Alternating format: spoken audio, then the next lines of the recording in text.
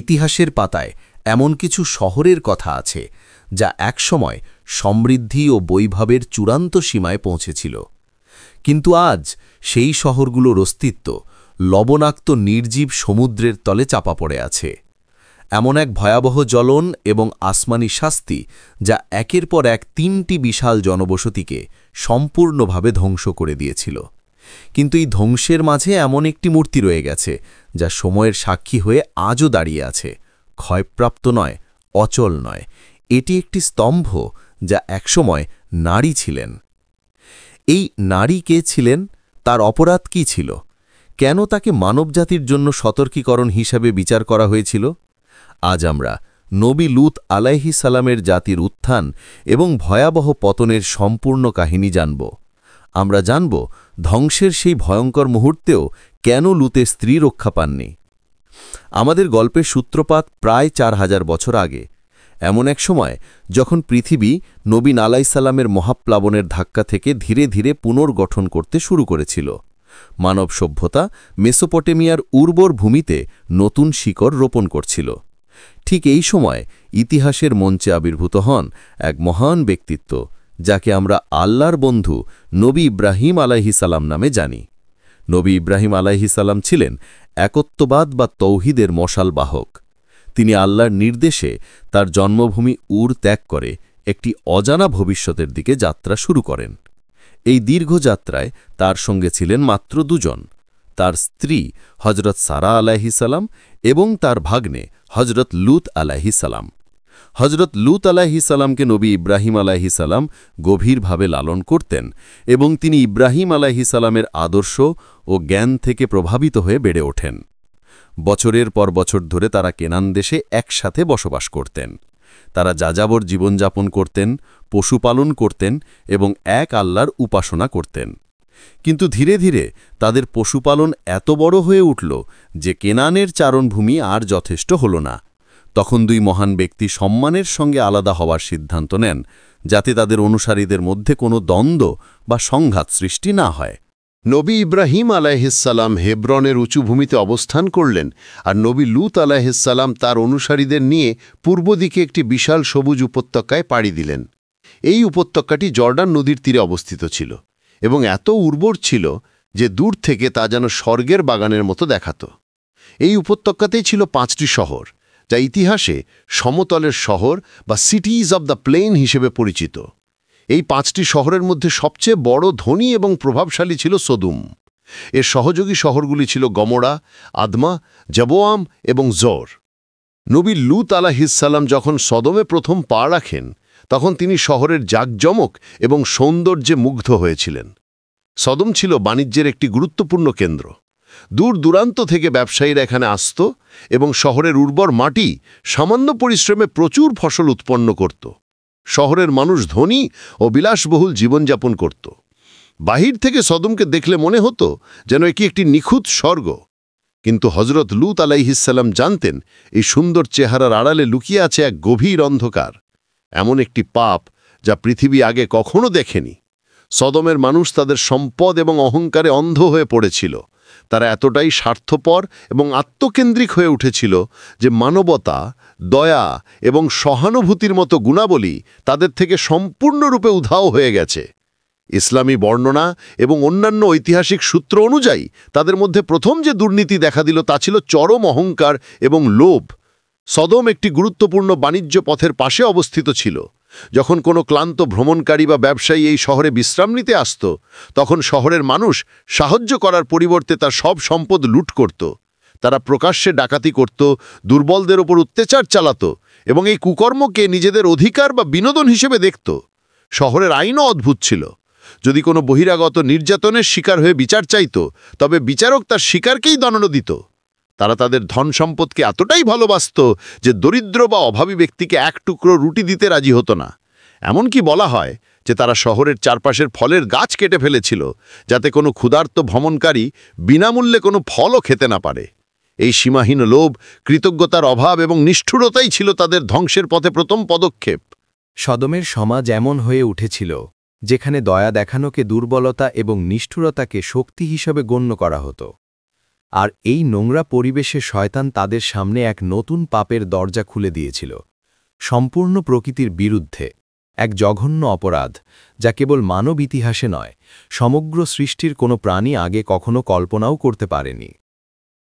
এই শহরের পুরুষরা তাদের স্বাভাবিক প্রবৃত্তির বিপরীতে অন্য পুরুষদের প্রতি আকৃষ্ট হতে শুরু করেছিল। তারা তাদের দৈহিক কামনা পূরণের জন্য নারীর পরিবর্তে পুরুষদের বেছে নিয়েছিল। এই জঘন্য কাজ তারা প্রকাশ্যে ও নির্লজ্জভাবে করত। সমাজে এই বিকৃতি এতটাই স্বাভাবিক হয়ে উঠেছিল যে কেউ এর বিরুদ্ধে কথা বলার সাহসই পেত না। তারা তাদের স্ত্রী ও পরিবারকে ত্যাগ করত, বিবাহের পবিত্র বন্ধনকে উপহাস করত। এর ফলে সদম এবং এর সহযোগী শহরগুলো অবাধ বিকৃতির কেন্দ্র হয়ে ওঠে। এই জাতিকে ইতিহাসে লুত বা লুতের সম্প্রদায় হিসেবে চিহ্নিত করা হয়েছে। এই পাপের সাগরের মাঝেই নবী লুত আলাইহিসসালাম তার পরিবারসহ বসবাস শুরু করেছিলেন এবং তিনি আল্লাহর নির্দেশে তাদের শিক্ষা ও সতর্কীকরণে কাজ শুরু করেছিলেন। এই শহরে মাত্র একজনই ছিলেন, যার আত্মা সেই নোংরা ব্যভিচারের ছোঁয়ায় কলুষিত হয়নি। ধীরে ধীরে আল্লাহ তাআলা তার কাঁধে একটি মহান ও দায়িত্বশীল কাজ অর্পণ করতে যাচ্ছেন, সেই মৃতপ্রায় জনগোষ্ঠীকে সৎপথে ফিরিয়ে আনা, এমন একটি অসম্ভব বলে মনে হওয়া অঙ্গীকার। আল্লাহ তাদের জনসংখ্যার জন্য একজন নাবী হিসাবে লুত আলাইহিসসালামকে মনোনীত করলেন। তাকে নির্দেশ দেওয়া হল তার সম্প্রদায়কে তাদের ঘৃণ্য পাপের পরিণতি সম্পর্কে সতর্ক করা, তাদের ভুল পথ থেকে ফিরিয়ে আনার চেষ্টা করা এবং আল্লাহর দিকে ডাকার আহ্বান জানানো। লুত আলাইহিসসালাম জানতেন এই দায়িত্ব কত কঠিন। তিনি এই সমাজের একজন অতিথি, তার এখানে শক্ত শাখা প্রশাখা, শক্তিশালী গোত্র বা সামাজিক আশ্রয় ছিল না। তবু তিনি আল্লাহর আজ্ঞা ও আস্থা রাখলেন এবং সতমের রাস্তাঘাট, বাজার, সভাস্থল প্রতিটি কোণে দাঁড়িয়ে লোকদের কাছে সত্য বললেন। সভায় তিনি বলতেন, হে আমার সম্প্রদায়, আল্লাহকে ভয় করো ও আমার কথায় অনুগত হও। আমি তোমাদের প্রতি একজন বিশ্বস্ত রাসূল। তোমরা কি এমন অশ্লীলতা করে ফেলেছ যা আগে কখনো পৃথিবী দেখেনি? কেন তোমরা স্বাভাবিক বিবাহ বন্ধন ছেড়ে এমন পথ অবলম্বন করো? তিনি তাদের স্মরণ করাতেন আল্লাহর দিয়েকৃত নেয়ামতের কথা, উর্বর ভূমি, সতেজ পাণ্ডুলিপি, নিরাপদ জীবন, সন্তান ও পরিবার। বলতেন, আল্লাহ তোমাদের জন্য তোমাদের স্ত্রীদের সৃষ্টি করেছেন, তারা তোমাদের প্রকৃত সঙ্গী ও সমলাভ। কেন তুমি সেই পবিত্র বন্ধন ত্যাগ করে অপবিত্র পথে নেমে আসছ? তবে তার ভাষণটি গ্রহণ করা সহজ ছিল না। লুত আলাইহিসসালামের কথাসমূহে তাদের কোনো অনুশোচনা না দেখা গেল, বরং তারা হাস্য করল, তাকে উপহাস করল এবং তীব্র বিরোধিতা শুরু করল। কিছু নেতা একেবারেই সংকীর্ণ হয়ে গিয়ে বলল, লুত, তোমার এই প্রচার বন্ধ করো, নহলে আমরা তোমাকে শহর থেকে বহিষ্কার করব। তারা আরও কূটচাতুরি করল। তাদের বলার ধরনে ছিল সবচেয়ে তীব্র গৌরব ও কূটকৌশল।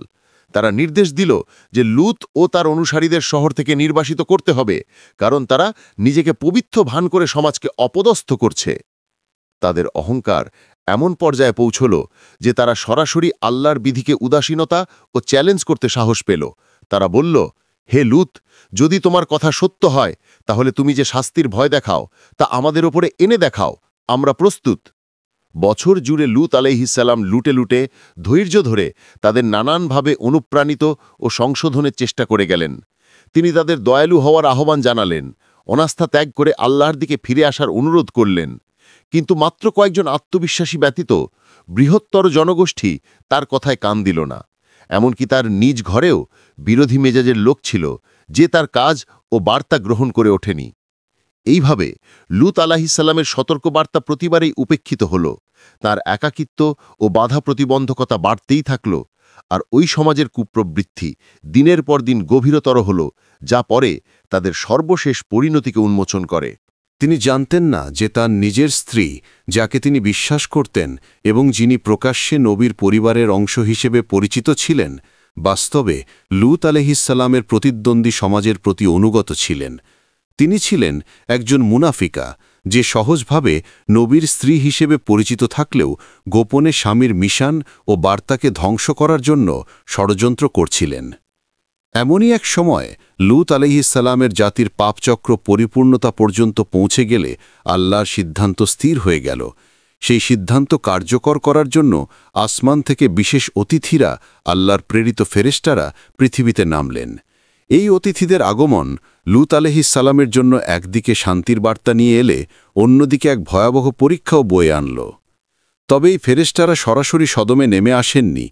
পথভ্রান্ত না হয়ে তাদের প্রথম গন্তব্য ছিল একত্ববাদের প্রবক্তা লূত আলাইহিসসালামের চাচা নবী ইব্রাহিম আলাইহিসসালামের আশ্রয়স্থল।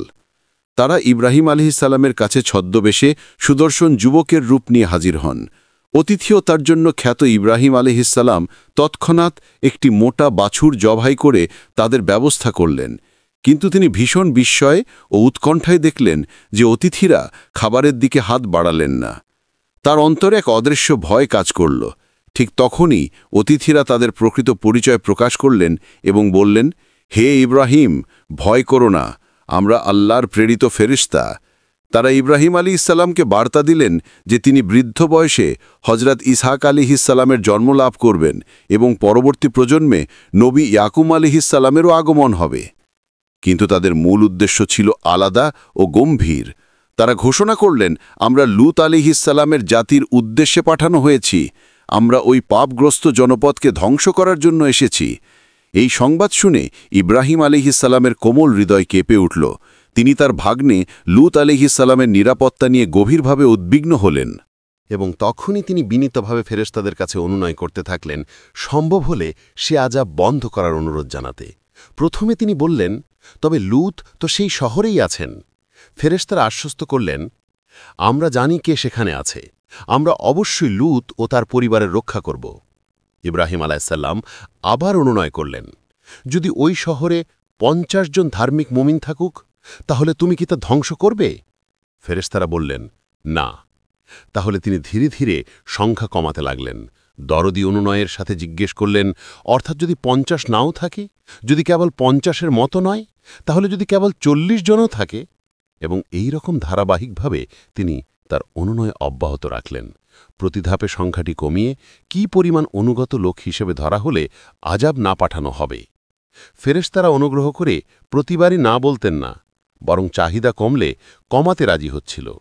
অবশেষে ফেরেশতারা ইব্রাহিম আলাইহিসসালামের সঙ্গে তর্কবাদ ত্যাগ করতে বললেন এবং ঘোষণা করলেন, ও হে ইব্রাহিম, তোমার প্রভুর আদেশ আসছে, তাদের উপর এমন এক শাস্তি নেমে আসবে যা কেউ প্রতিহত করতে পারবে না।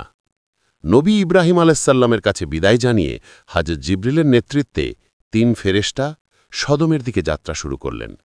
সূর্যাস্তের ঠিক আগে তারা সদমের দরজায় পৌঁছাল। সেই সময় নবী লূত আলাইহিসসালাম শহরের বাইরে কিছু গুরুত্বপূর্ণ কাজে ব্যস্ত ছিলেন। যখন তার চোখ এই 3 অসাধারণ সুদর্শন যুবকের উপর পড়ল, তার হৃদয় অজানা ভয়ে কেঁপে উঠল। তিনি শহরের মনুষ্যের বিকৃত মানসিকতা সম্পর্কে সচেতন ছিলেন এবং এই অতিথিদের সম্মান ও নিরাপত্তা নিয়ে গভীরভাবে চিন্তিত হয়ে পড়লেন। পরিচয় জিজ্ঞেস না করে লূত আলাইহিসসালাম দ্রুত তাদের তার বাড়ির দিকে নিয়ে যেতে শুরু করলেন, যাতে শহরের কেউ টের না পায়। কিন্তু তখন শয়তানও কাজ করছিল।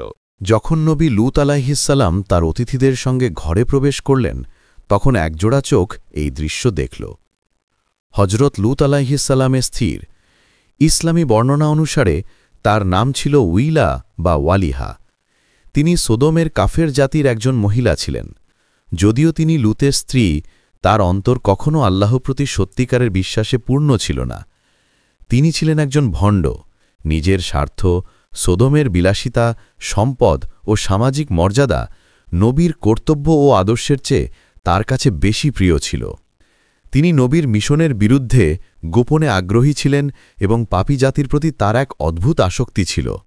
এই আবেগ এবং প্রলোভন তার হৃদয়কে নবীর নির্দেশ থেকে বিচ্যুত করেছিল, যা পরে তার অনুগত্যহীনতা ও বিপদের কারণ হয়ে দাঁড়ায়।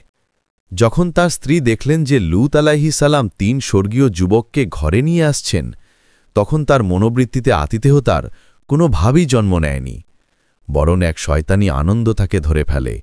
তিনি ভেবেছিলেন যে এটি তার জাতির লোকদের জন্য একটি দুর্দান্ত সংবাদ। ইসলামী ঐতিহাসিক বিবরণ অনুসারে লূতের স্ত্রীর তার জাতির লোকদের সঙ্গে একটি গোপন চুক্তি ছিল। লূতের বাড়িতে যদি কোনো অতিথি আসত, তিনি তাদের সংকেত দিতেন। দিনে হলে ছাদে ধোঁয়া, রাতে হলে আগুন। সেদিন রাত ছিল। তিনি দ্রুত ছাদে উঠে আগুন জ্বালালেন। এই আগুন ছিল সোদোমের পাপী পুরুষদের জন্য এক উন্মাদ উৎসবের সংকেত।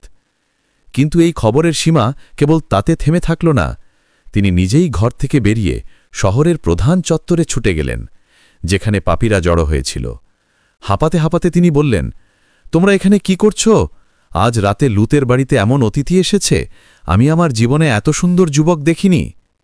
এই সংবাদ শোনার সঙ্গে সঙ্গে যেন শয়তান তাদের শিরায় পেশিতে প্রবেশ করল।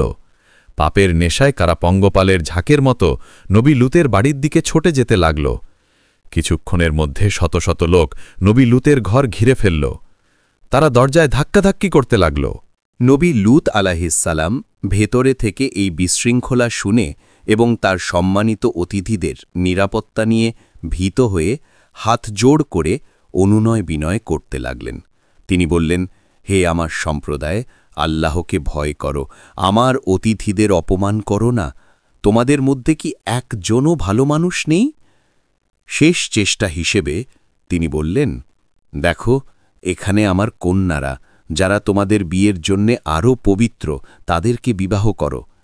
কিন্তু পাপীরা হেসে উঠল এবং বলল, বের হও, তুমি জানো আমরা তাদের প্রতি আগ্রহী নই। আমরা জানি আমরা কি চাই, আমাদের অতিথিদের আমাদের হাতে তুলে দাও। নবী লূত আলাইহিসসালাম তখন সম্পূর্ণ হতাশ হয়ে বললেন, হায়, আজ যদি আমার শক্তি থাকত তোমাদের থামানোর জন্যে, অথবা যদি কোনো শক্তিশালী আশ্রয় থাকত। ঠিক তখনই তার অতিথিরা ঘরের ভেতর থেকে বললেন, ও লূত, ভয় পেও না, আমরা তোমার অতিথি নই, আমরা আল্লাহর প্রেরিত ফেরেশতা। এই পাপীরা তোমার কাছে কখনো পৌঁছাতে পারবে না। এরপর ফেরেশতাদের প্রধান জিবরিল আলাইহিসসালাম তার ডানার একটি অংশ প্রসারিত করলেন। এক মুহূর্তেই বাইরে থাকা উন্মত্ত জনতা অন্ধ হয়ে গেল। তারা চিৎকার করতে লাগল, একে অপরের ওপর পড়ে গেল এবং পুরো বিশৃঙ্খলা মুহূর্তে থেমে গেল। তারা কিছুই দেখতে পায়নি। অন্ধকারে তারা হাত পা ঝাঁপিয়ে দরজার খুঁজে বেড়াল, কিন্তু সবই বৃথা, কেবল দেওয়ালের সঙ্গে মাথা ধাক্কা খেত। জনতা আতঙ্কে চিৎকার করে বলল, লূত আমাদের জাদু করেছে। বিশৃঙ্খলা চরমে উঠল। কেঁপে ওঠা শব্দ, ব্যর্থ প্রচেষ্টা আর হতবুদ্ধি কান্না মিশে এক বিভীষিকাময় দৃশ্য সৃষ্টি করল। এই সময় ফেরেশতারা শান্ত কণ্ঠে নবী লূত আলাইহিসসালামকে শেষ নির্দেশ দেওয়ার প্রস্তুতি নিলেন। তারা বলল, হে লূত, এ জাতির ধ্বংসের সময় নিকটে এসেছে। আজকের রাত্রি শেষ হওয়ার আগেই তোমাকে নির্গমনে প্রস্তুত হতে হবে।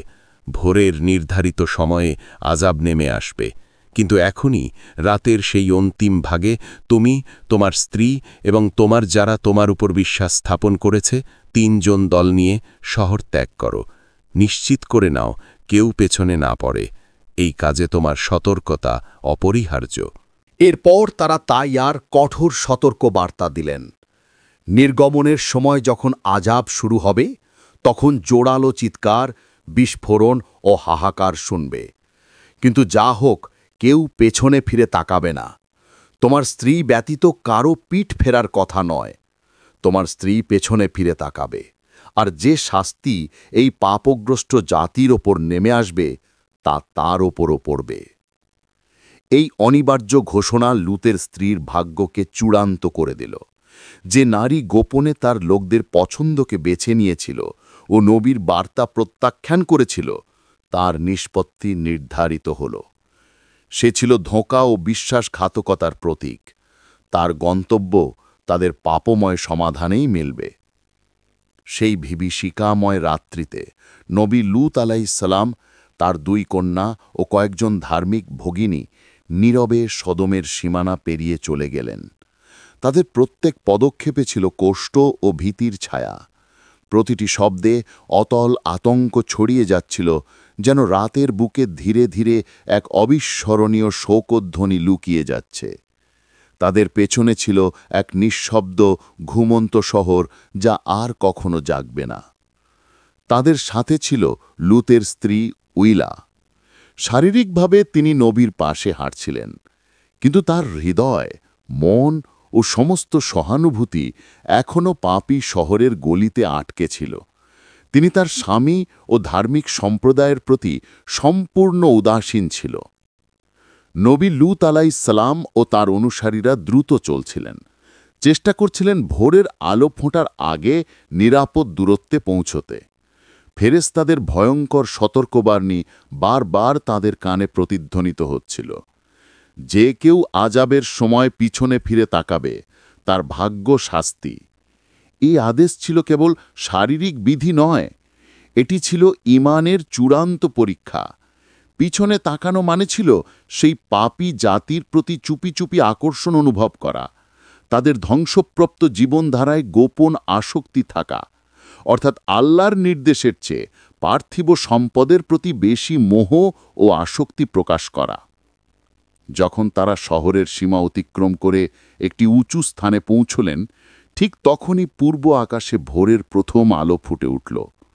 আযাবের নির্ধারিত সময়ে এসে পৌঁছেছে। মুহূর্তেই বাতাসে কান ফাটানো এক ভয়ঙ্কর বিধ্বংসী শব্দ বাজল, একটা চিৎকার, এক আর্তনাদ যা কেউ আগে কখনো শোনেনি। আল্লাহর নির্দেশে হাজত জিবরিল আলাইহিসসালাম সদম এবং তার আশেপাশের শহরগুলির মাটির নিচে তার বিশাল ডানা বিস্তৃত করলেন।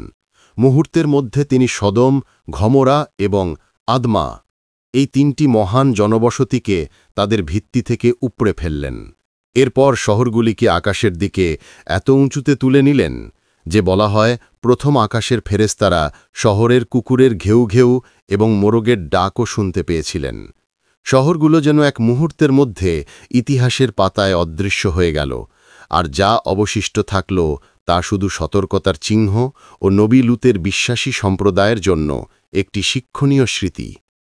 এরপর সেই শহরগুলো সম্পূর্ণরূপে ধ্বংস করে উল্টে ফেলা হলো এবং শক্তভাবে পৃথিবীর উপর ফেলে দেওয়া হলো। আকাশ থেকে নামল এক অদ্ভুত বৃষ্টি, সাধারণ জল নয়, বরং পোড়ামাটির শক্ত নুড়ির মতো। পবিত্র কোরআনে বর্ণিত বর্ণনা অনুসারে প্রতিটি পাথরের উপর সেই পাপীর নাম লেখা ছিল যার উপর তা পড়বে। সূর্যোদয় হলেও সূর্যের আলো নয়, বরং আগুন এবং গন্ধকের বৃষ্টি সদমে বর্ষিত হচ্ছিল। পৃথিবীর অন্তর থেকে লাভা উপরের দিকে ফেটে যাচ্ছিল। একটি প্রলয়নকরী ভূমিকম্প পুরো উপত্যকাকে কাঁপিয়ে দিচ্ছিল। এই ভয়াবহ ধ্বংসযজ্ঞের মাঝেও হজরত লূত আলাইহিসসালাম এবং তার কন্যারা আল্লাহর আদেশ মেনে একবারও পিছনে ফিরে তাকালেন না। তারা তাদের চোখ নিচু করে আল্লাহর প্রতি পূর্ণ বিশ্বাস নিয়ে এগিয়ে চললেন। কিন্তু ওয়াইলা পারলেন না। যখন তিনি তার প্রিয় শহরের আগুন ঝলসানো চিৎকার শুনলেন, যখন তার চোখে তার জাতি, তার পরিবার এবং বিলাসবহুল বাড়ির ধ্বংসের দৃশ্য ভেসে উঠল, তখন তার ভেতরের ভণ্ডামি আর লুকানো আকর্ষণ আগুনের মতো জ্বলে উঠল। তার পা যেন মাটিতে আটকে গেল। স্বামী ও কন্যারা এগিয়ে যাচ্ছিলেন, কিন্তু ওয়াইলার মন অতীতের সোনালি স্মৃতিতে আটকে রইল। আল্লাহর আদেশ ও নবীর সতর্কবাণী তিনি ভুলে গেলেন। শেষ মুহূর্তে চূড়ান্ত বিশ্বাসঘাতকতা করে তিনি থেমে গেলেন। নিজের পাপী সম্প্রদায়ের জন্য বিলাপ করতে করতে চিৎকার করে বললেন, হায়, হে আমার সম্প্রদায়! ঠিক সেই মুহূর্তে যখন তার চোখ তার জ্বলন্ত শহরের দিকে পড়ল, তখন আসমান থেকে নির্ধারিত আযাব তাকে স্পর্শ করল। আকাশ থেকে ছুটে আসা সেই পাথরের মধ্যে একটি তার মাথায় আঘাত হানে। মুহূর্তের মধ্যে তার শরীর প্রাণহীন হয়ে পড়ে, রক্তমাংস যেন বাষ্পীভূত হয়ে যায়। মুহূর্তের মধ্যেই তার শরীর পরিবর্তিত হতে শুরু করে। যে মাটিতে তিনি দাঁড়িয়েছিলেন, সেই লবণাক্ত মাটির খনিজ পদার্থ তাকে গ্রাস করে। অবশেষে তিনি লবণের কঠিন, অচল স্তম্ভে পরিণত হন, এক সতর্কীকরণ যা চিরকাল মানবজাতির জন্য স্মরণীয় হয়ে রইল। তার আত্মা তার শরীর ছাড়ার সুযোগও পায়নি। বিচারের দিন পর্যন্ত তাকে দাঁড়ানোর একটি শিক্ষণীয় প্রতীক হিসেবে রূপান্তরিত করা হয়। তিনি ঠিক যেমন ছিলেন তেমনই দাঁড়িয়ে রইলেন, তার দৃষ্টিটা ধ্বংসপ্রাপ্ত শহরের দিকে। এটি ছিল তার হৃদয়ের চূড়ান্ত পছন্দ এবং পাপের ফলাফল প্রকাশের এক জীবন্ত প্রমাণ। নবী লূত আলাইসালাম এই ভয়াবহ দৃশ্যের দিকে তাকাতে পারেননি। তিনি আল্লাহর আদেশ অনুযায়ী এগিয়ে চললেন। যদিও তিনি তার বাড়ি, সম্পদ এবং জীবনের দীর্ঘ সময়ের সঙ্গী হারিয়েছিলেন, তবু তিনি তার বিশ্বাস এবং কন্যাদের রক্ষা করতে সক্ষম হন। নবী লূত আলাইসালাম সোদম থেকে অনেক দূরে আল্লাহর নির্দেশে ছোট্ট শহর জোড়া হতে আশ্রয় নেন। এই শহর ধ্বংস থেকে রক্ষা পেয়েছিল। যখন ধ্বংসের মহাপ্রলয় শেষ হয়, ভোরের আলো একটি সম্পূর্ণ পরিবর্তিত পৃথিবীকে প্রকাশ করল, যে উর্বর উপত্যকা একসময় স্বর্গের বাগানের মতো দেখাত সে এখন আর ছিল না। 5টি সমৃদ্ধ শহরের জায়গায় সদম, ঘোমরা, আদমা, জাবোয়াম এবং জোর কেবল একটি বিশাল, উত্তপ্ত এবং বিষাক্ত গর্ত ছাড়া কিছু অবশিষ্ট ছিল না। আকাশ থেকে বর্ষিত আগুন ও গন্ধক এবং পৃথিবী থেকে নির্গত লাভা সমস্ত কিছুকে পুড়ে ছাই করে দিয়েছিল। সেই উর্বর উপত্যকা একটি মৃত লবণাক্ত মরুভূমিতে পরিণত হয়েছিল। সময়ের সঙ্গে সঙ্গে সেই গভীর গর্তটি জর্ডান নদীর জলে ভরে উঠতে শুরু করে। কিন্তু এই জল কোনো জীবনদায়ক শক্তি বহন করত না। মাটির নিচ থেকে আগত খনিজ, লবণ এবং গন্ধকের সঙ্গে মিশে এটি এত বিষাক্ত হয়ে উঠেছিল যে কোনো মাছ, জলজ উদ্ভিদ, এমনকি অণুজীবও এতে বাঁচতে পারত না। এই নতুন জলাশয়কে পৃথিবী আল বাহার আল মাইত নামে ডাকে। এটি বিশ্বের সর্বনিম্ন বিন্দু। জলের লবণাক্ততা এত বেশি যে কেউ এতে ডুবে যেতে পারে না, কেবল ভেসে বাড়ানো সম্ভব। এটি আল্লাহর আযাবের জীবন্ত জাদুঘরের মতো। হাজার হাজার বছর ধরে এটি সেই ভয়াবহ ধ্বংসের সাক্ষী হয়ে আছে। আজও ইসরায়েল ও জর্ডানের সীমান্তে অবস্থিত এই মৃত সাগরের আশেপাশের এলাকা সম্পূর্ণরূপে জনবসতিহীন। এখানে কোনো ফসল জন্মায় না, কোনো গাছপালা শিকড় গজায় না। বিজ্ঞানীরা মাটির নিচে প্রচুর পরিমাণে প্রাকৃতিক অ্যাসফল্ট বা বুমেনুমেন এবং সালফার খুঁজে পেয়েছেন, যা প্রাচীন এবং ভয়ঙ্কর সংমিশ্রণের প্রমাণ বহন করে। সেই মহিলা নবী লূত আলাইহিস সালামের বিশ্বাসঘাতক স্ত্রীওয়া আজও ইতিহাসের সাক্ষী। যদি আপনি জর্ডানের পাহাড়ি অঞ্চলে মাউন্ট সোদমের দিকে যাত্রা করেন, মৃত সাগরের দক্ষিণ পশ্চিম তীরে একটি অদ্ভুত আকৃতির লবণের স্তম্ভ দেখতে পাবেন। হাজার হাজার বছর ধরে যাযাবর বেদাউইন এবং স্থানীয় মানুষ এই স্তম্ভটিকে চেনেন এবং এটিকে লূতের স্ত্রীর প্রতীক হিসাবে দেখেন। এই স্তম্ভ আজও দাঁড়িয়ে আছে, তার মুখ মৃত সাগরের দিকে ঘুরিয়ে, যেখানে একসময় তার প্রিয় শহর সোদম অবস্থিত ছিল। বাতাস, বৃষ্টি এবং সময়ের ক্ষয়ে এটি কিছুটা ক্ষয়প্রাপ্ত হলেও মূল রূপ অপরিবর্তিত রয়েছে। এটি কেবল একটি পাথর নয়, এটি এক জীবন্ত সতর্কীকরণ। কিন্তু প্রশ্ন থাকে, ভিলা কেন পিছনে ফিরে তাকালেন? আল্লাহর আদেশের চেয়ে তাকে কি বেশি আকর্ষণ করেছিল? উত্তর হল দুনিয়া। ওয়ার হৃদয় পৃথিবীর প্রতি, তার সম্পদের প্রতি, বিলাসবহুল ঘরবাড়ির প্রতি এবং পাপী সম্প্রদায়ের প্রতি গভীর ভালোবাসায় আবদ্ধ ছিল। যদিও তিনি একজন নবীর স্ত্রী ছিলেন, তবুও তিনি ঈমানের মিষ্টি স্বাদ গ্রহণ করতে পারেননি। তার হৃদয় সোদমের সঙ্গে আবদ্ধ ছিল এবং নবী লূত আলাইহিস সালামের সতর্ক বার্তা এবং আল্লাহর আদেশকে ঠিক অবজ্ঞা করেছিল। তিনি যখন পিছনে ফিরে তাকালেন, তখন তার আত্মা তার শরীর ছাড়ার আগে এক চূড়ান্ত বিশ্বাসঘাতকতা প্রকাশ করল। এই কারণেই আল্লাহ পবিত্র কুরআনে তার গল্পটি এত ভয়ঙ্করভাবে উল্লেখ করেছেন। এটি আমাদের জন্য একটি শিক্ষণীয় উদাহরণ। আল্লাহ আমাদের দুটি পথ দেখিয়েছেন। একদিকে নবী লূত আলাইহিস সালামের মতো আল্লাহ ভক্ত, যারা বিশ্বাস ও অনুগতিতে অবিচল, এবং অন্যদিকে ওয়ার মতো বিশ্বাসঘাতক, যারা দুনিয়ার মায়ায় বিভ্রান্ত হয়ে আল্লাহর আদেশকে তুচ্ছ মনে করে। এই গল্প আমাদের মনে করিয়ে দেয়, হৃদয় যদি দুনিয়ার প্রতি আকৃষ্ট হয়, তবে ঈমান ও নৈতিকতার পথ সহজেই হারিয়ে যায়। সত্যিকারের ভক্তি এবং বিশ্বাস হল সেই আত্মত্যাগ যা সকল আবহমান পরীক্ষা ও ধ্বংসের মধ্যেও অটল থাকে। যখন আল্লাহর আযাব নেমেছিল, তখন নবীর স্ত্রী হিসেবে লূতের স্ত্রীর পরিচয় তার কোনো কাজে আসেনি।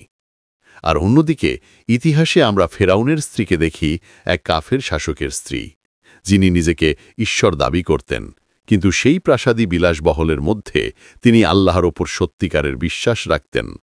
ফেরাউনের অকল্পনীয় নির্যাতন ও অত্যাচার সত্ত্বেও তিনি দমে যাননি এবং বলেছিলেন, হে আমার প্রভু, জান্নাতে আমার জন্য একটি ঘর তৈরি করুন। এটি আমাদের জন্য একটি চূড়ান্ত শিক্ষা। ঈমান, ভক্তি এবং নাজাত সম্পূর্ণ ব্যক্তিগত। আল্লাহর কাছে গুরুত্বপূর্ণ নয় আপনি কার স্ত্রী, কার সন্তান বা কোন পরিবার থেকে এসেছেন। যা গুরুত্বপূর্ণ তা হল আপনার হৃদয়, আপনার বিশ্বাস এবং আপনার কর্ম। লূতের স্ত্রীর গল্প এই শিক্ষার প্রমাণ। তিনি জানতেন যে আযাব আল্লাহর পক্ষ থেকে আসছে এবং তার স্বামী নবী লূত আলাইহিসসালাম ছিলেন। সমস্ত জ্ঞান থাকা সত্ত্বেও তিনি নিজের হৃদয় থেকে পৃথিবীর প্রতি ভালোবাসা দূর করতে পারেননি। তার মায়া, সম্পদ ও প্রাচুর্যের প্রতি আকর্ষণ তাকে আল্লাহর আদেশ অবজ্ঞা করতে বাধ্য করেছিল। ফলশ্রুতিতে তার চরম বিশ্বাসঘাতকতার কারণে তিনি পাথরের স্তম্ভে পরিণত হন, এক সতর্কীকরণ যা আজও মৃত সাগরের তীরে দাঁড়িয়ে আছে। এই গল্প আমাদেরকে স্মরণ করিয়ে দেয় যে সত্যিকারের বিশ্বাস হৃদয় থেকে আসে। আপনি যতই পরিচিত বা মর্যাদাপূর্ণ হন না কেন, আল্লাহ আপনার অন্তরের সত্যিকারের ভক্তি এবং আপনার কর্মকেই মূল্য দেন। লূতের স্ত্রীর ব্যর্থতা আমাদের জন্য একটি শক্তিশালী সতর্কতা। হৃদয় যদি দুনিয়ার মায়া ও সুখে বন্দী থাকে, তবে ঈমান কখনোই স্থায়ী হতে পারে না। আমাদেরও সতর্ক হওয়া উচিত যে আমরা হয়তো বাহ্যিকভাবে মুসলিম, নাম, আচার অনুষ্ঠানে থাকি, কিন্তু আমাদের হৃদয় আল্লাহর কাছ থেকে অনেক দূরে সরে যেতে পারে। আমাদের অবশ্যই নিজের জীবনের পাপ, অহংকার এবং পার্থিব আসক্তিকে পেছনে ফেলে সত্যিকারের ঈমানের দিকে এগিয়ে যেতে হবে, কারণ যখন আল্লাহর চূড়ান্ত আযাব নেমে আসবে, তখন আর পিছনে ফিরে তাকানোর সুযোগ থাকবে না। হাজার হাজার বছর ধরে নবী লূত আলাইহিসসালাম এবং সদমের এই ভয়াবহ গল্প ধর্মগ্রন্থে মানুষের বিশ্বাসের একটি ভিত্তি হয়ে আছে। মানুষ মৃত সাগরের অস্তিত্ব দেখেছে, লবণের স্তম্ভের কাহিনী শুনেছে, কিন্তু আধুনিক যুগে মানুষ প্রশ্ন করেছে, এই শহরগুলো কি আসলেই ছিল, নাকি শুধুই প্রতীকী গল্প? বিংশ শতাব্দীতে বিজ্ঞানী, প্রত্নতত্ত্ববিদ এবং ভূতত্ত্ববিদরা এই প্রাচীন রহস্য উদ্ঘাটনের চেষ্টা শুরু করেন। তারা ধর্মগ্রন্থে উল্লেখিত মৃত সাগরের উপত্যকা অঞ্চলকে লক্ষ্য করে অনুসন্ধান চালান, এবং যা তারা খুঁজে পান তা সত্যি বিস্ময়কর। এটি এমন একটি দৃশ্য উপস্থাপন করে যা কোরআন এবং অন্যান্য পবিত্র গ্রন্থের বর্ণনাকে নতুন আলোকে দেখায়। কোরআনে আল্লাহ বলেন, তাই আমরা শহরগুলিকে উল্টে দিই এবং তাদের ওপর পোড়ামাটির পাথরের বৃষ্টি বর্ষণ করি। সূরা আল হিজর, আয়াত 4। ভূতত্ত্ববিদের অনুসন্ধানে দেখা গেছে, মৃত সাগর অঞ্চল পৃথিবীর একটি অদ্ভুত এবং সক্রিয় ভূতাত্ত্বিক বিন্দুতে অবস্থিত। এটি একটি বিশাল ফল্ট লাইনের ওপর, যা ডেড সি ফল্ট নামে পরিচিত। এই অঞ্চলের ইতিহাসে ভূমিকম্প এবং আগ্নেয়গিরির অগ্ন্যুৎপাতের ঘটনা প্রচুর। এছাড়াও প্রাচীন যুগে এই অঞ্চলে ভূগর্ভস্থ প্রাকৃতিক অ্যাসফল্ট এবং সালফারের বিশাল মজুদ ছিল। শক্তিশালী কোনো ভূমিকম্প সহজেই এই দাহ্য পদার্থগুলিকে মাটির গভীর থেকে উপরের দিকে ছুঁড়ে দিতে পারত। এই বৈজ্ঞানিক অনুসন্ধান প্রমাণ করে যে কোরআনের বর্ণনা কেবল প্রতীকী নয়, বরং এটি একটি বাস্তব ইতিহাসের প্রতিফলন, যা আল্লাহর বিচার এবং সতর্কীকরণের নিখুঁত সাক্ষ্য বহন করে।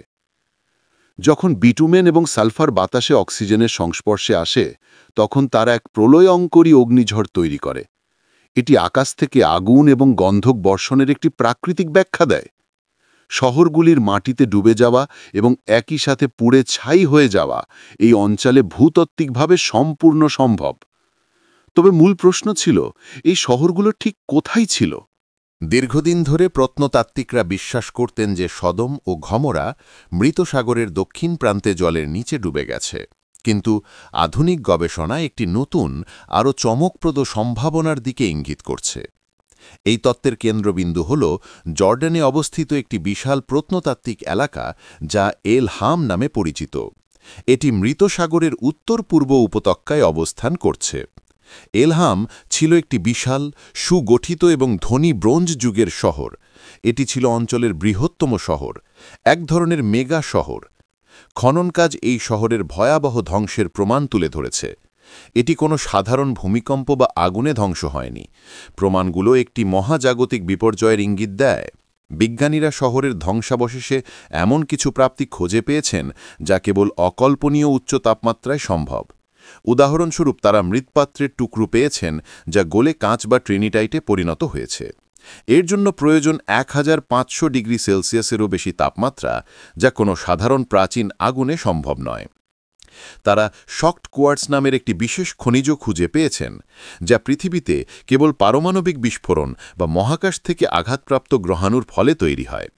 আরও গুরুত্বপূর্ণ, তারা এমন মানুষের কঙ্কাল পেয়েছেন যা ভেঙে টুকরো টুকরো হয়ে গেছে, হাড় এমনভাবে ছিঁড়ে গেছে যেন কোনো প্রচণ্ড বিস্ফোরণ মাইল দূরে থেকে তা আঘাত করেছে। এই সব প্রমাণ একত্রিত করে বিজ্ঞানীরা একটি ভয়াবহ সিদ্ধান্তে পৌঁছেছেন। প্রায় ৩৬০০ বছর আগে, যা নবী লূত আলাইহিসসালামের সময়ের সঙ্গে মিলে যায়, একটি গ্রহাণু বা ধূমকেতু পৃথিবীর বায়ুমণ্ডলে প্রবেশ করেছিল এবং তাল আল হাম শহরের ঠিক ওপরে বিস্ফোরিত হয়েছিল। এই বিস্ফোরণ হিরোশিমায় নিক্ষিপ্ত পারমাণবিক বোমার চেয়ে 1000 গুণ বেশি শক্তিশালী ছিল। মুহূর্তের মধ্যে শহরের তাপমাত্রা সূর্যের পৃষ্ঠের মতো হয়ে যায়। শহরের প্রতিটি ভবন, প্রতিটি মানুষ, প্রতিটি প্রাণী মুহূর্তের মধ্যে বাষ্পীভূত হয়ে যায়। এরপর এক প্রলয়ঙ্করী ধাক্কার মতো সিহা বা ভয়ানক চিৎকারের ঢেউ উপত্যকাকে কেঁপিয়ে দিল এবং পুরো শহরটিকে মাটিতে মিশিয়ে দিল। ঠিক তখন সবচেয়ে ভয়াবহ ঘটনা ঘটে। বিস্ফোরণটি মৃত সাগরের লবণাক্ত জলকে বাষ্পীভূত করল এবং সেই বাষ্প ধুলোয় মিশে পুরো উপত্যকায় ছড়িয়ে পড়ল। ফলস্বরূপ আকাশ থেকে বিষাক্ত লবণ বা পাথরের মতো বৃষ্টি পড়তে শুরু করল।